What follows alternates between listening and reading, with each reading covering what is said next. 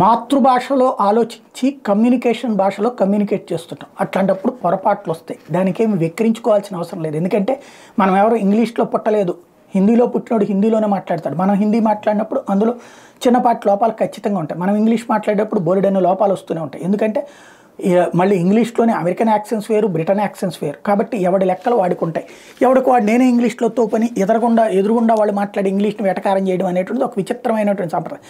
మనది కానటువంటి దాని మీద మనకి మక్కువ ఎక్కువ, అదే సందర్భంలో దాని మీద వెటకారం ఎక్కువ. ఎందుకు ఈ మాట అనాల్సి వస్తుందంటే, రేవంత్ రెడ్డి తెలంగాణ ముఖ్యమంత్రి. ఇప్పుడు ఆయన ఇంగ్లీష్ మాట్లాడతాడు సరిగ్గా అని చెప్పి అక్కడ ప్రజలు ఎన్నుకోలేదు. అక్కడ పరిపాలనలో బీఆర్ఎస్ ప్రభుత్వం సరిగ్గా చేయలేదని అనుకున్నారు. దావోస్ వెళ్ళాడు, తన ప్రయత్నం ఏదో చేస్తున్నాడు. అట్లాంటి రేవంత్ రెడ్డి ఇంటర్వ్యూ ఇచ్చినటువంటి సందర్భంలో మాట్లాడినటువంటి మాటల్ని పట్టుకుని ట్రోల్ చేస్తున్నారు. ఎట్లాంటి కూడా మనకి ముఖ్యమంత్రి అని చెప్పి. కేసీఆర్ ఇంగ్లీష్లోనే పెద్దగా మాట్లాడు, మరి ఆయన ముఖ్యమంత్రి పదవి దించేస్తారా? లాలూ ప్రసాద్ యాదవ్కి ఇంగ్లీషే రాదు, మరి ఆయన ముఖ్యమంత్రి పదవిని దించేస్తారా లేకపోతే దేశంలోంచి తీసేస్తారా?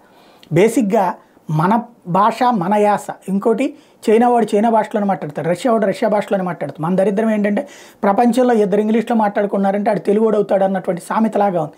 కాబట్టి మరీ అతిగా వాడెవడి మీదనో ప్రేమతో మనవాళ్ళని వెటకారం చేసుకోవాల్సిన అవసరం లేదు. రేవంత్ రెడ్డిని క్రిటిసైజ్ చేయాల్సిన అవసరం అయితే లేదు.